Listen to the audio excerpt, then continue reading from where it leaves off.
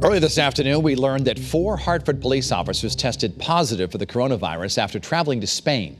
They're now being quarantined. So how are state police preparing for infections among its ranks? Joining us now is Brian Foley from the Department of Emergency Services and Public Protection. He's at the O'Neill Armory in Hartford. And I know I called you Chief Foley for years, so I'm going to stick with that for a while. Thanks for joining us, Brian Dennis. Foley. How you doing? First question tonight, Thanks. and that is, as the troopers come into work, how has their day changed? Are they still, let's say they have to pull someone over. Do they get close to someone? Let's say they have to arrest someone. Do they touch them still? How does it work? So there's been a lot of direction to not just the state police, but the police all around Connecticut on how they're going to approach and how they should approach their jobs with all the same safety features that you see from anyone else.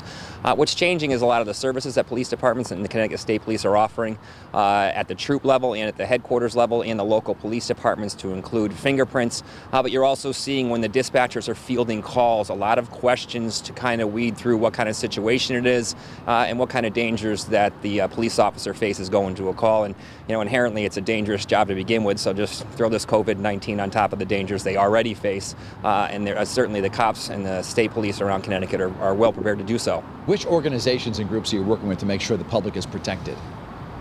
It's a good question. So we started to predict that police officers were going to get sick probably about a month ago. We said we better start getting some hard plans. It's going to happen. As you saw today in Hartford, it did happen. The commissioner is meeting with the 5 regions around the state, each have police chiefs assigned to them. He meets with them and the Connecticut Police Chiefs Association, and some of that has to do with police departments going down, officers getting sick.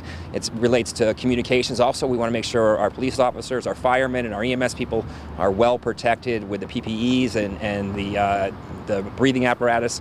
So there's a lot of efforts going on to make sure our first responders are protected.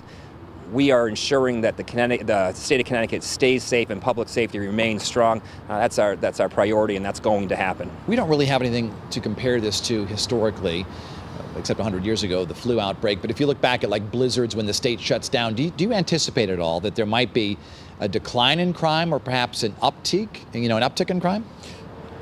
Well, that's a good question. I mean, obviously, you look at domestic violence being an issue with everyone being in the homes, and that happens during a snowstorm, Dennis. You get the domestic violence go up when everyone's pinned down in their houses during a snowstorm. This is much more prolonged for police departments to handle, and all the more reason why we need our cops to stay healthy. And as we look around the state at all the police departments, and some of them going down, again, the 5 that went down today in Hartford or that are offline, we have a deep bench, a deep bullpen with police departments around the state. Look at all school resource officers aren't in school right now. If you look at the state university system, all those police departments, Yukon PD, right behind me, the Capitol Police Department, the Capitol's all but shut down behind me. So you have a lot of DEP, DMV, they all have police departments that are available should a town go down. And you look at each town, like Hartford has East Hartford, West Hartford around it. New Haven has all those towns around it. Small towns are surrounded by state police.